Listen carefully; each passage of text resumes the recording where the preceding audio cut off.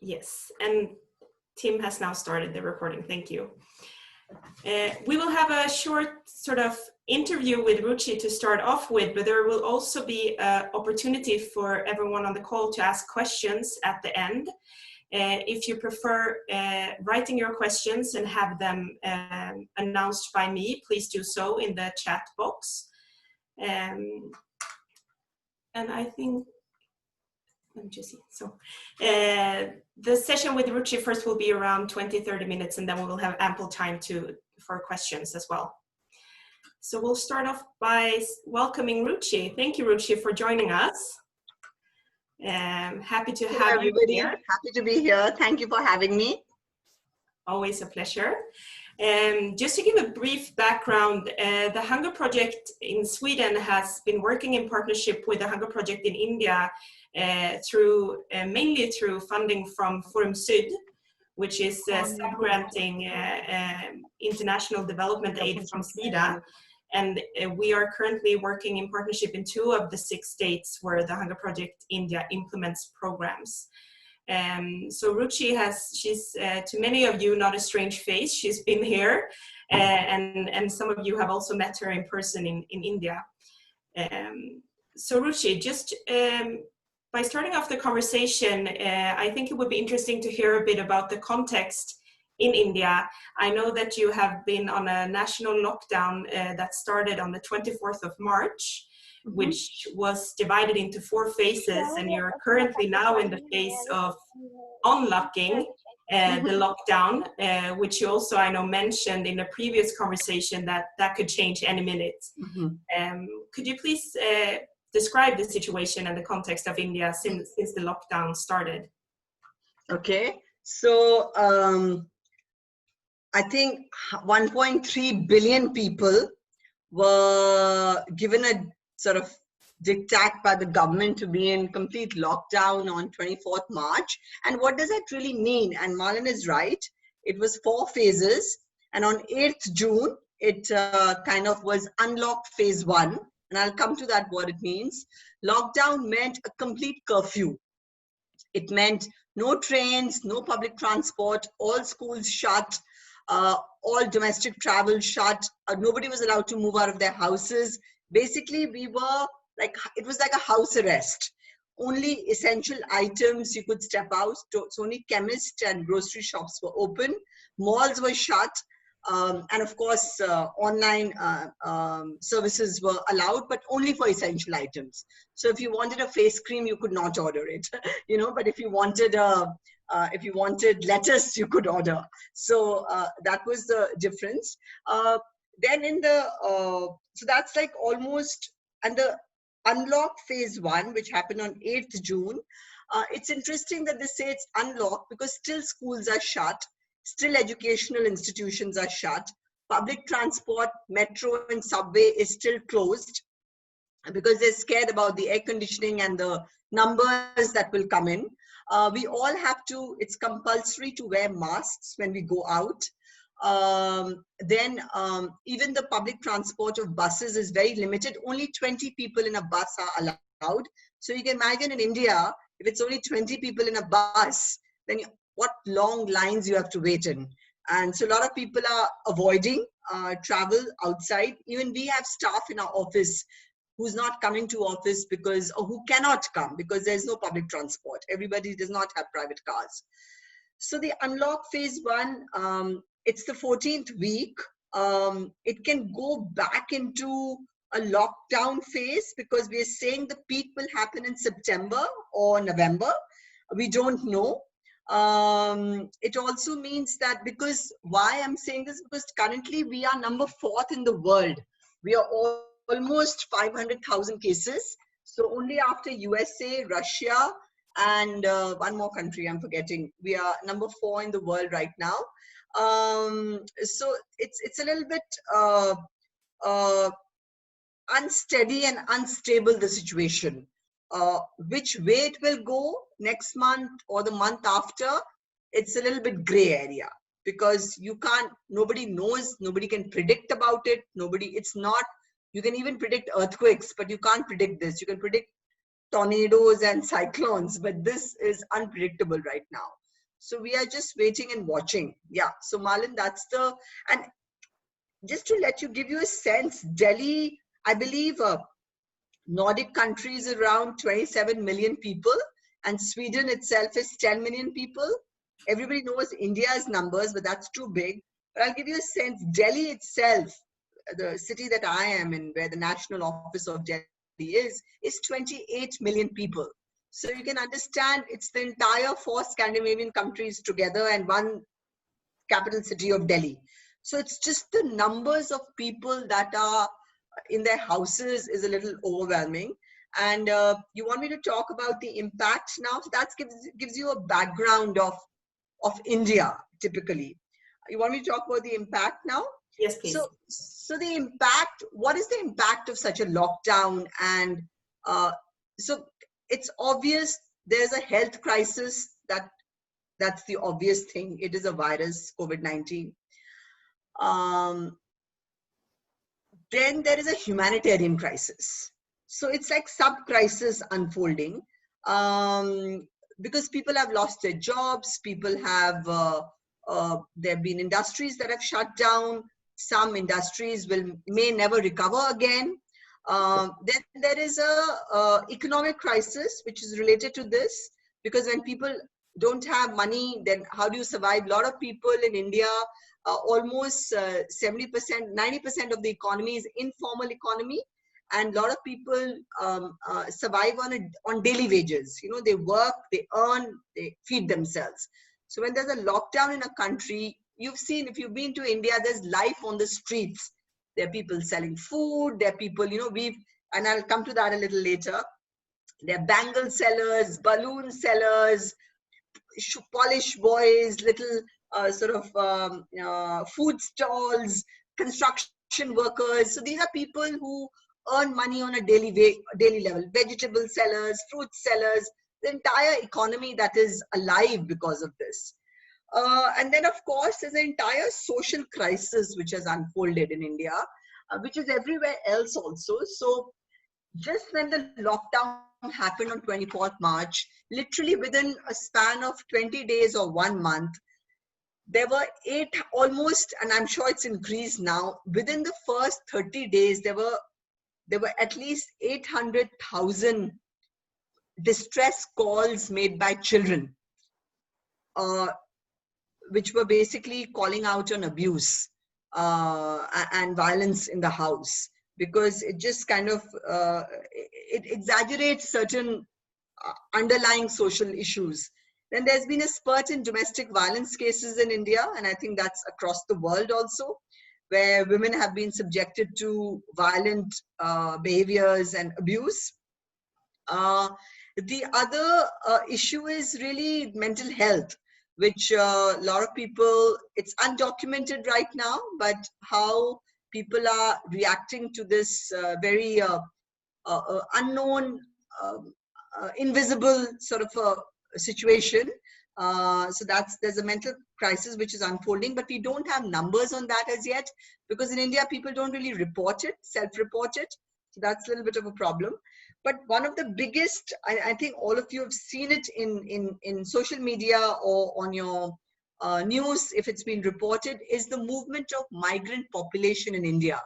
So some of you have been to the states in India, which are poorer states. They come looking for jobs. So there's intra-migration. I'm not talking about cross-border migration, which happens in other countries, but everybody understands migration. But here in India, it's interstate migration. So from poorer states, people come to bigger cities, urban centers to take part in the economic boom. So construction and, you know, many other activities. Because of the lockdown, there were 120 million. That's almost, just imagine, 10 times the population of Sweden. People were on the move or stranded, going back to their villages because they didn't have money to pay rent. They didn't have, they didn't have money. So then how do you survive in a city, which can be very harsh? You know, you have to pay a rent. The expense of food is higher. The cost of living is higher in a city. So a lot of people moved back. and people were moving back. There was movement in India, and there have been World Bank estimates recently, and it is an estimate, it is a projection that over 100 million people, so all our numbers are in millions because we're just a large population, but over 100 million people will be pushed into poverty in India itself because of COVID-19. And this is just an estimate. We don't know the real numbers. Perhaps the real numbers will only come out by end of the year or next year. But this is a projection based on some economic modeling. So that's been, it tells you about, I mean, when you sit in your house and you look at the TV and you look at social media and you're getting all this information. So for people like us, I think the question that we asked ourselves as Hunger Project was that, what can I do? What can we do during this crisis? It is overwhelming. It is a lot to handle, but, and I've said this earlier also, even moving ahead after 2 years or after 3 years, when the sort of virus disappears or is weakened because human beings just fight it better, how will we think about 2020 and look back and say, what was our legacy? What was our contribution?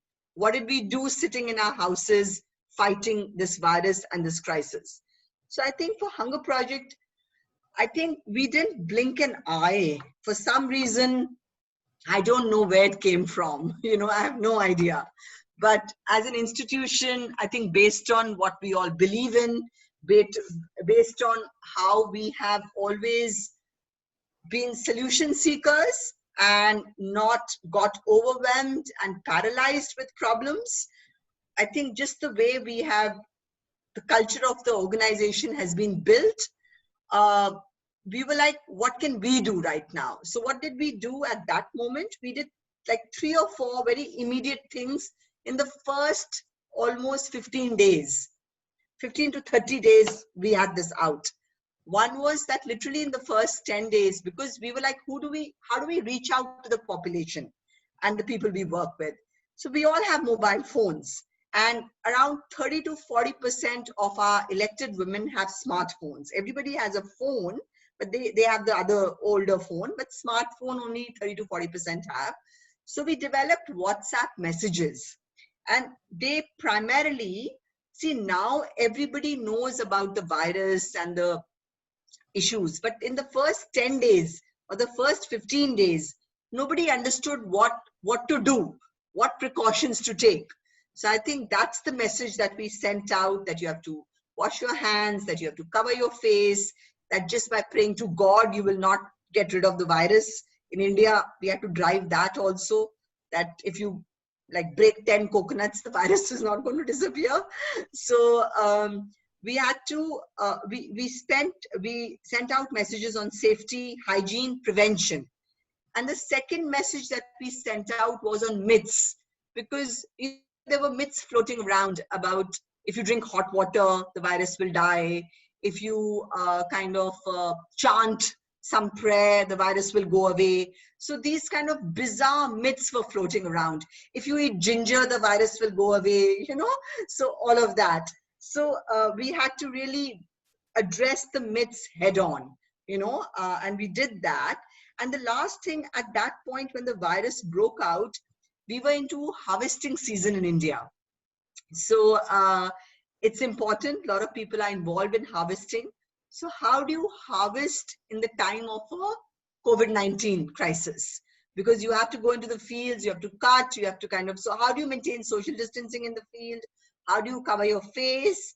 How do you ensure that you do it early morning so that the sun doesn't char you, you know, and the mask doesn't let you breathe? So all of those factors, to wash your tools every time. So all of that we did. And I think today I'm proud to say that those WhatsApp messages, it was like a chain reaction because we were early responders through our 8,000 elected women representatives and 2,000 young girls and our partners, which are 42 local CBOs across 6 states in India,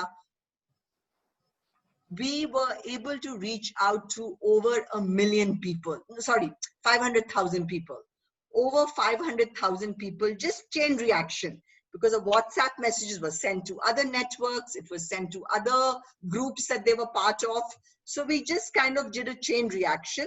So I think that was one of the early responses. The other early response was that, you know, I talked about the humanitarian crisis. I talked about a lockdown. I talked about loss of wages. So what happens when there's loss of wages? You have creeping hunger and poverty set in. You know, you have people who lose the ability to feed themselves and their families. And money was not going back to the villages, because when people earn money in cities, they send it back to their families. And all people who are like bangle sellers, pottery makers, vegetable sellers, you know, these are not people who beg on the road. These are people who earn a dignified living, whatever small it is. But at the time of the lockdown, these people were at the receiving end, because they just disappeared from the seats. There were no customers. So we had this huge looming hunger crisis, and we had calls, our elected women, our local partners, and we were like, you know, we were in a dilemma. We said, we've never done this. But one of the first principles of the Hunger Project is human dignity. So we said, if people are distressed, if they're going to suffer because they don't have any food, and if they're embarrassed about it, because, you know, they were earning a living with whatever they were doing. So we stepped in and we wrote, like, literally like mad people. We wrote proposals, we made phone calls, and I'm proud to say that, and we had our partner countries step in, THP, other partner countries step in, and we raised our own money in India too, where today I'm proud to say that we have reached out 125,000 people with food packets, and which means that around 600,000 kilos of food have been distributed.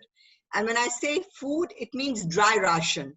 It means wheat and rice and lentil and oil, just the basic. I'm not talking about asparagus. I'm talking about basic food, you know, no exotic food, just the basic, so just to make a lentil and a curry with dal and rice and wheat and whatever were the food habits of people wherever they were living. Because in India, everybody eats different things. So we were, as I said, it was, and we were very careful about who do we reach out to. So we were very clear. We did a listing, and, you know, even for us, where we had to make sure that we reach out to the elderly, to the people with disabilities, to lactating mothers, to pregnant mothers, to people who had children in their houses. So that was how we did a vulnerability mapping. We said, who needs to get this? Because we didn't have enough to feed everybody, but we had substantial that needed to be targeted to a certain people. So I think that's what we did, and the messaging continued about how do you prevent this disease, how do you be responsible and intelligent about it. I think if you're responsible and intelligent in facing the pandemic, then maybe you are secure from what you can do. And what is happening outside is completely different, but as an individual at your level, what is it that you can do? So I think those were some of the, and the other thing I want to talk about is, you know, that's what THP did as an institution, as an organization, and who helped us in this? Why were we able to do this? Why were we able to respond to this? How did we know that we had to do this? Because our elected women, who we have trained and invested in, who we have, you know, like we have taught them about these big words like leadership and, you know, problem solving and prioritizing and all of these things. everything came together during the pandemic, because here were these women who were on the front line, who were in their villages, who knew which people are vulnerable. And you've seen some of our social media posts. It was almost like the strategy, as I remember Marlon once said, the strategy had its own legs and it was running. And elected women were like leading the pack, they were leading the pack, and they were in a long relay. They were not in a 100-meter dash. They were in a long relay, because this is a long-term crisis. So what did they do? They stepped up, and something which I've talked about is expansive leadership, where they it was not about them. They helped in relief efforts. They helped the government with their sort of response. They helped with quarantine centers, because when the migrants were coming back to the villages, they had to be quarantined so that the virus does not sort of spread into the community. So they also helped with ensuring that quarantine facilities have proper facilities for women, because sometimes they were very men-friendly and very not women-friendly in terms of toilets and safety and all of that. So, and also they were very good at, because the government announced a lot of relief measures in terms of entitlements, food distribution, but then corruption is an enduring problem in India. So elected women stepped in to ensure that during the pandemic, during the crisis, there is nobody who's vulnerable is cheated out of their entitlements, that people get what they are being, what facilities are being announced, and to break down government communication. We all know, I always say, government communication sometimes is very complicated, and there's Chinese whisper. By the time it reaches the last person, it's something else. So we had to be very clear that there was clarity of communication, and they were spreading awareness, they were coordinating relief efforts, they were also an example. So when they would step out, they would wear the mask, they would have the safety, hygiene measures, so that they became leaders to emulate. So I think with that, I would like to just sort of give you a glimpse of what's happening in India right now. And it is something which we are as a country grappling with to the best of our efforts. It is a big country. People live in very small houses. People don't have the luxury of even self-quarantine, cramped houses, cramped slums. There is no privacy in certain houses. And sometimes an essential item may be getting water from a public well and not a tap in your house. So, water is an essential item. So, it has played out differently, but as an institution, as an organization, I think we, and as I said, perhaps it was it was almost like we were preparing for this all our lives, and we stepped in to the best of our efforts when we needed to. So we didn't, as I say, we were not paralyzed, we were not overwhelmed, we were not, let's say, scared. We said, I think the question we asked ourselves as an organization, and what the elected women and our partners said, okay, what do we do? And how do we do it? So I think it sums up the story of India. Thank you, Ruchi. Over the course of the years, I know that you have trained almost 200,000 local elected women representatives in the panchayats across 6, even before I think it was 7 states even. Yes. How do you see, you were mentioning that both the fact that the strategy almost have its own legs now, but also that social capital and trust that you, together with your colleagues and partner organizations, have built in these communities over the course of the years. How do you see that being sort of crucial to what you have been able to do during this pandemic? I think that's a very good question. I think the fact that they could come to us and have a conversation with us without feeling embarrassed, without feeling, they knew that, I think the whole trust that we built over a period of time, and the way we managed the entire messaging and even the food distribution, is that people have come together. They've stood behind us and we have stood behind them. So it's a very collaborative effort, and social capital has been built over a period. So some of our ex-elected women, people who we don't work with any longer now, but they also stepped in. They were like, you know, this is our time. What can we do right now? So I think it's I think just being present in the community all these years, working towards what their needs have been, what their knowledge gaps have been, and to kind of respond to that and provide a solution rather than dismiss them, and that every question that they raise is not small or stupid, but it is valuable because it is coming out of local experiences and whatever they are dealing with. So I think it's something that we have, I think, learned over a period of time, that investing in people, being present in communities for longer periods of time, we're not parachuting in and out like a humanitarian organization. You know, we know the community, we know which households are vulnerable, we know, and that's why we could make those lists and nobody kind of questioned us. They were like, yeah, you're right. This is a fact. Elected women knew who the people were. So I think it was not an alien environment we were working in, and the gratitude and the love that we have experienced during this time, where we have not turned our back. We wouldn't, as an organization, we wouldn't. That's not in our DNA. But to be prepared for something that we had no practice of, that we were not trained for doing, is something which I think, and I think all of us out here, I think all of you, we are one team in this. And I think even when we were doing this, we knew we had our teams behind us.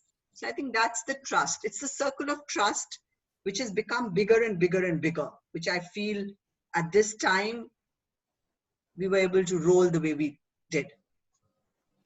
And I know also you mentioned in a previous conversation that we had that the government quite instantly reached out to the civil society organizations, yes, present in the different states. There have also been multiple sort of governmental programs to address the effects of the pandemic. One of your sort of strategies when you work with elected women representatives is both to work on the social capital and build their leadership skills, but there is also the aspect of the technical capacity building and enabling the women to get access to different governmental schemes. Have you had any challenges to do that work now with the lockdown? Have those schemes come to the people most in need, or is there a gap there? So it's two things that you are saying, and those are very important. I think the first part is, yes. See, the Indian government was a little bit, I think, wary of civil society earlier, but during the pandemic, they realized that civil society is present everywhere, in the really heart of the country, where a lot of government officials are. And during a lockdown situation, how do you reach the last mile, the poorest of the poor? So the presence of civil society was a boon. And because our work has always been with engaging with local government and engaging with local democratic institutions, I think we were in a position where we were not alien to the government, local government there. They actually reached out to our local partners to say that we need your help in doing X, Y, Z. And even for briefings, they called in the civil society members for government briefings. So I think that's also something, as I said, that the strategy had strength, that we had never built a parallel system. We had always worked within the governance system, and we always had an open dialogue with the government, both seeking accountability as well as being in collaboration. It has to be both. You can't turn a blind eye to the gaps. coming to your other question, Malin, yes, there have been many government schemes announced for dealing with the pandemic. A lot of to do with food stamps and subsidized foods and even some direct transfer of money.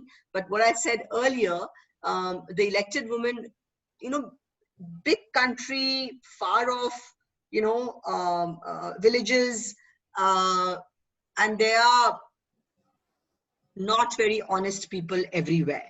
So there was some black marketing that was happening of food grains that was meant to be for vulnerable families. So to monitor all of that, to ensure that there is no corruption or to limit it. I'm not saying there's zero corruption. I think I'll be a fool to say that, but to limit leakages in the system, to ensure that if somebody was going to a bank, there was no middleman taking a cut. So to really, and we have to continue to be eyes and ears of citizens to kind of ensure that nobody is cheated out of what our own taxpayers' money is paying out. So that's when elected women step in a big way. And that's when the local government also reaches out to the elected women, because they see them as part of public office holders who can step up during this time. So yes, it's a continued effort. And even now, actually, Malin, after the opening of the lockdown, as we are moving ahead 6 months or 1 year, there are many changes happening in government programs, in government schemes. So to keep up with all of that and to ensure that the right information reaches out and there is no Chinese whisper, as I say. I mean, it's ironical I'm calling it Chinese whisper, but that's what it is. When you say something, do you know what Chinese whisper is in Sweden? Yes. Okay.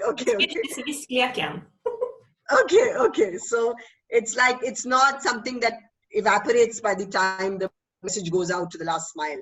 So I think all of that is continuing, and we are keeping a vigilant eye on all the government programs, the announcements, as also thinking ourselves in terms of it is the external environment has changed. Do we continue to do things the way we were doing, or do we adapt and evolve? I think that's a question also that we need to ask ourselves. And we are asking ourselves as an organization, moving ahead.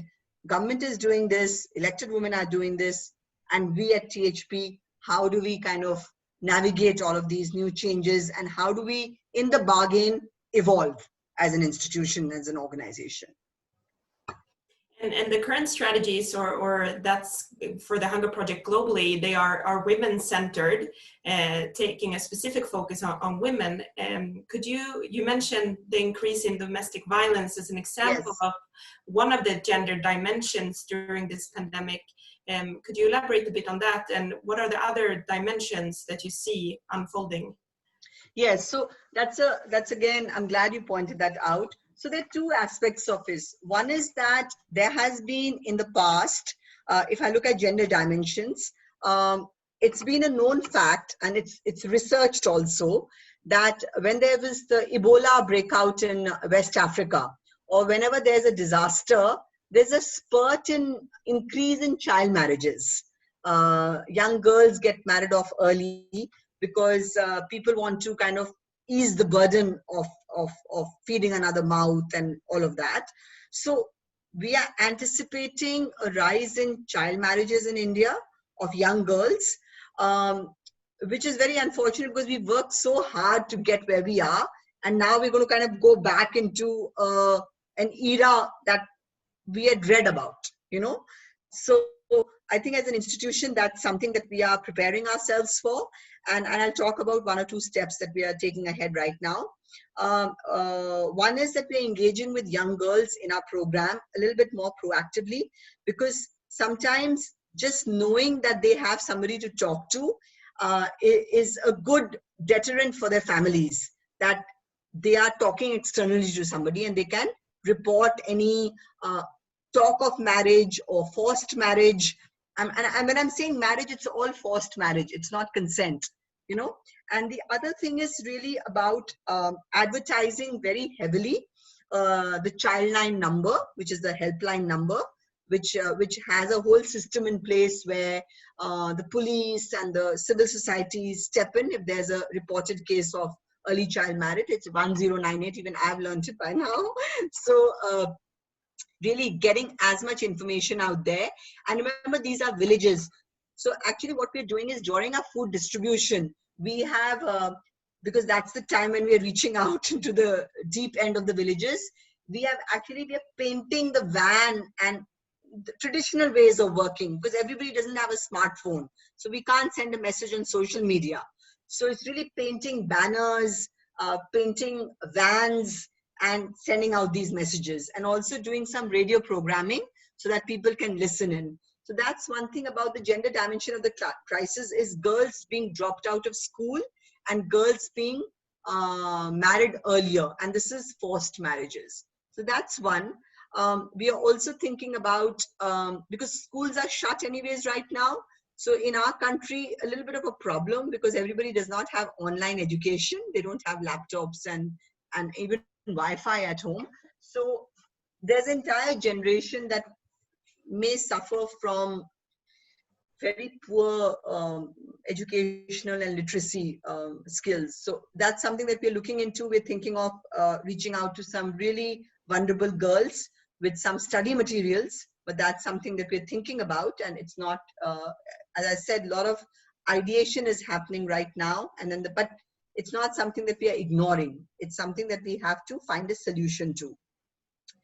The other thing is domestic violence and abuse. Again, to your point, Malin, because we've used the food distribution as a way, because earlier days, now lockdown is open, but the earlier days when there was a lockdown, you were allowed to distribute food, you know. So because we had a partnership with the government, so that was allowed. So we could still go out into the villages.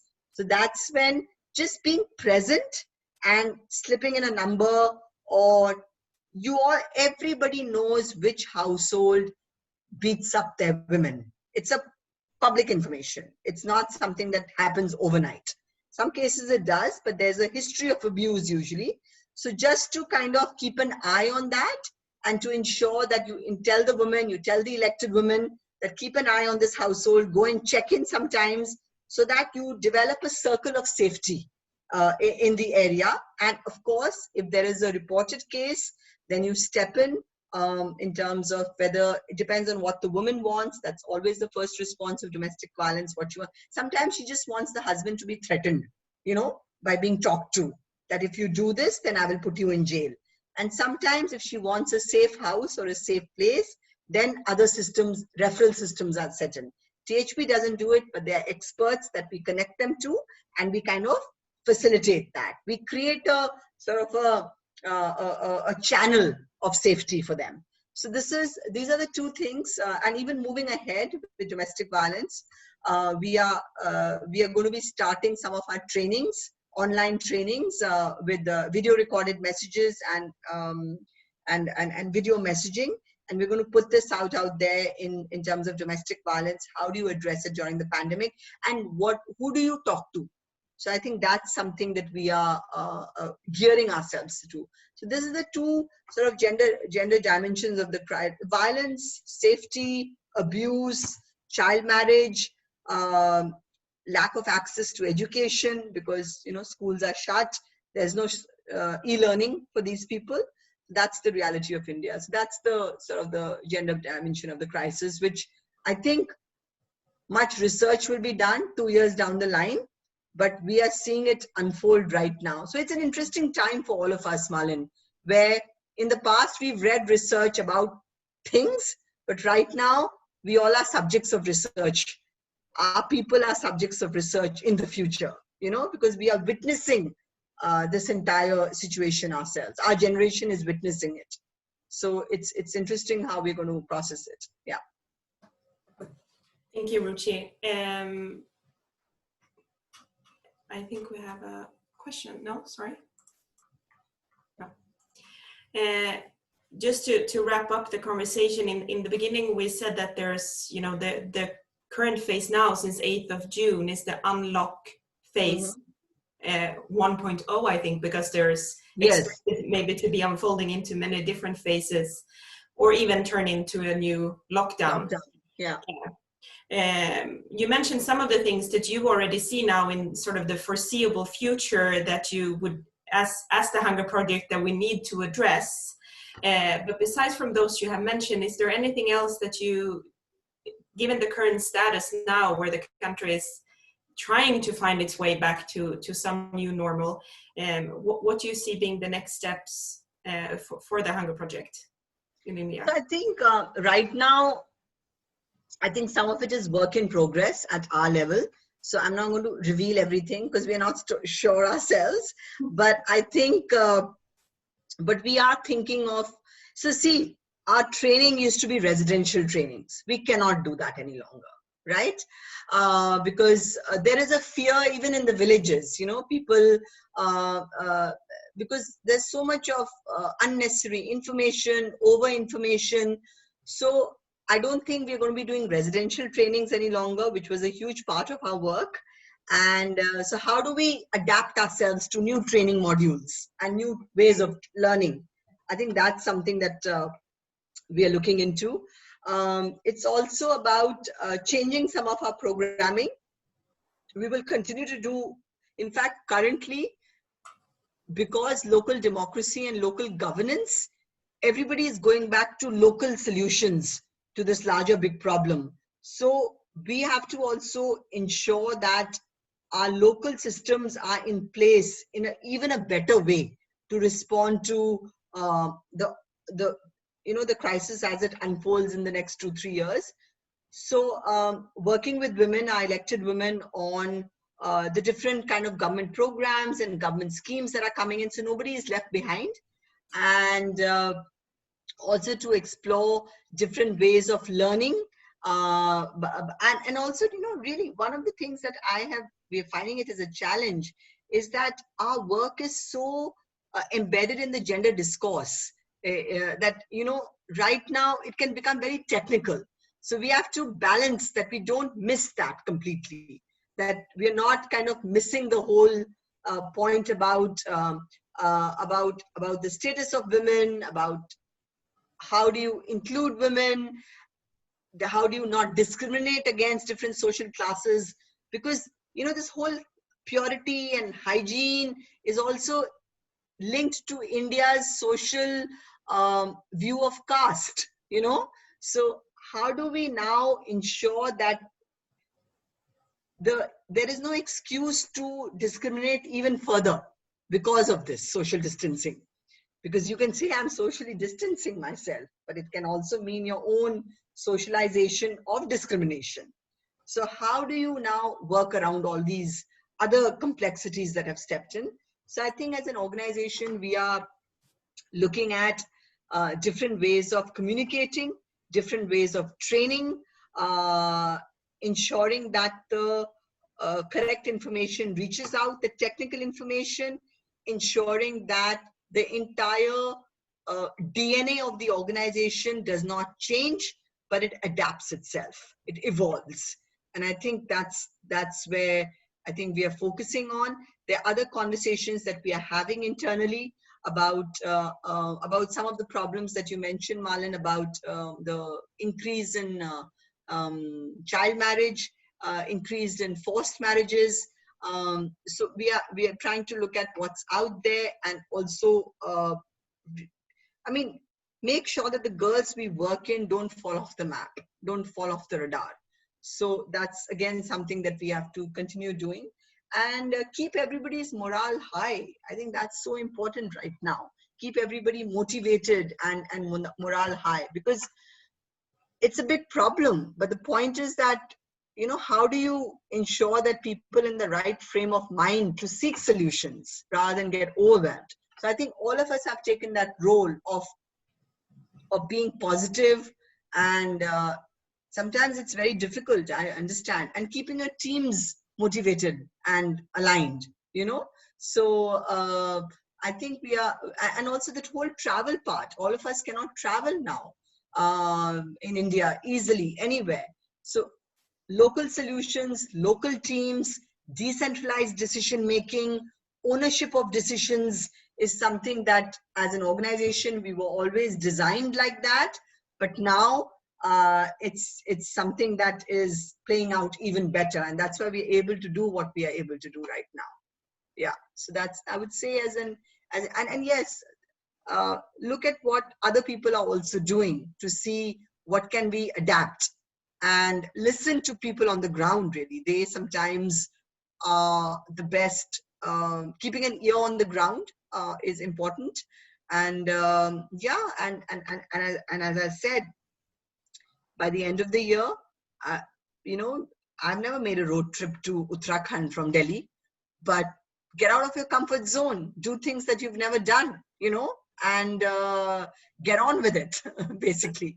So that's something that and also, you know, really, Malin, the other thing is all of us have to be really very mentally strong and very healthy also to do all this, you know, because we are dealing with larger teams, larger people, different ways of working. So really, how do you cope up? How do you cope up in this crisis? So that's something that, and we are looking at exploring other avenues of working in a different way. And that's under discussion right now. But yeah, you'll see some of those ideas. Thank you, Ruchi. I know it's, of course, it's very difficult to plan for long term in the midst of a crisis, and it's really, as you're also pointing out, important to stay with the ear close to the ground, because the situation keeps on evolving. Yes. I know that you, besides managing and implementing funding from the Swedish government, you also have funding from the German government, and it's the Norwegian embassy. So there's multiple stakeholders also that you are in the midst of everything trying to keep updated. So thank you for that.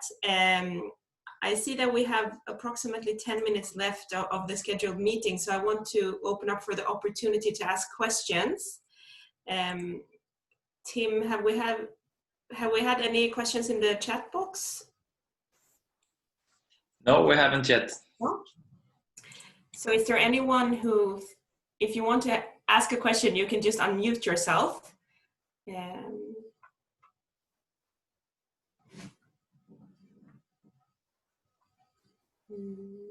No?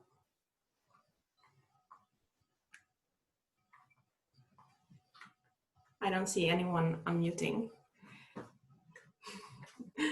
I told Ruchi prior, when we prepared for this call, I said that in Sweden people are a bit shy. She knows some Swedes as well. She's been there. So I said I don't expect anyone to call out for a question after the call, but it's always good to give the opportunity. So I think, Ruchi, I know it's later at your end than at ours, so we will not hold you on any longer. Thank you so much for taking the time to connect with us, for updating us about the current situation in India. But it was also I'm very happy to see that you, during the circumstances, you seems to be doing well.